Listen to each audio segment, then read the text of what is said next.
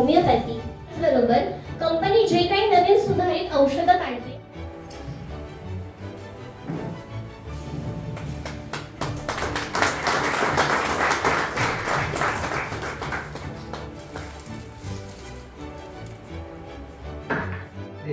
नऊ 2009 ला माझं कराडमध्ये लेक्चर घेतलं होतं. त्यावेळी ते मदर टिंचर मध्ये मार्केट लीडर होते आणि माझं त्यावेळीच लेक्चर झालं होतं की scope of homeopathy in mother tincture. तर अशा प्रकारे एसबीएलचं मी पुनश्च आभार मानतो. आणि कोविड काळातलं तर त्यांचं कार्य कौतुकास्पद होतं. तुम्हाला सांगायचं केवळ एसबीएलचे सगळे दरवाजे त्या काळी खुले होते आणि त्यांचं एक नील हा प्रॉडक्ट होता तो जवळपास ब्लॅक होल होत होता अक्षरशः आणि ॲस्पिरेटर मात्र मिळत नव्हतं. लोक डिमांड करत होती. अशा प्रकारे त्यांचं योगदान जास्त आहे. मी एवढंच बोलतो आणि आपल्या मूळ कार्यक्रमाला सुरुवात करणार आहोत. तुम्हा सर्वांचे मी पहिल्यांदा पुनश्च आभार मानतो आणि तुम्ही मला एक संधी देत आहात त्याबद्दल मी हे करतो. मी काही या ठिकाणी फार वेळ घेत नाही. माझ्याकडे 2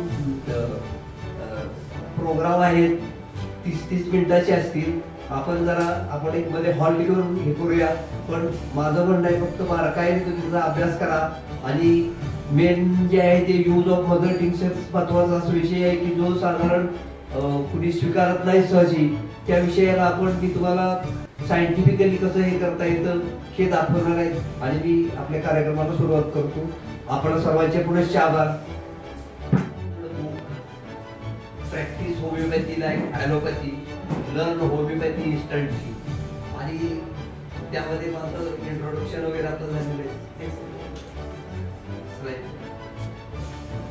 यामध्ये कव्हर पेजवरच बघा सुरुवातीला आहे की सगळ्यात महत्वाचा मुद्दा आहे की आपण इन्स्टंटली प्रॅक्टिस करायची झाली तर मग आपल्या पुढे काहीतरी एखादा असं मॉडेल पाहिजे. आणि मी एसबीएलचे आभारामध्ये पाय लावला की त्याचं सगळं ड्रेन व्हायचं आणि हेपोसाईड ड्रेन पाहिलं आजी आलेलं असायचं ते परत सिस्टम मध्ये गेलं. ते खटाव या ठिकाणी प्रॅक्टिस करत आहेत.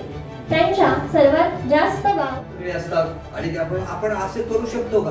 100% करू शकतो. मी माझ्या 44 वर्षाच्या कारकिर्दीमध्ये पाय लावला की त्याचं सगळं ड्रेन व्हायचं आणि हेपोसाईड ड्रेन पाहिलं आजी आलेलं असायचं ते परत सिस्टम मध्ये गेलं. ते मी पुन्हा एकदा मनपूर्वक स्वागत करते. उगवत्या सूर्याने नवी दिशा दिसते.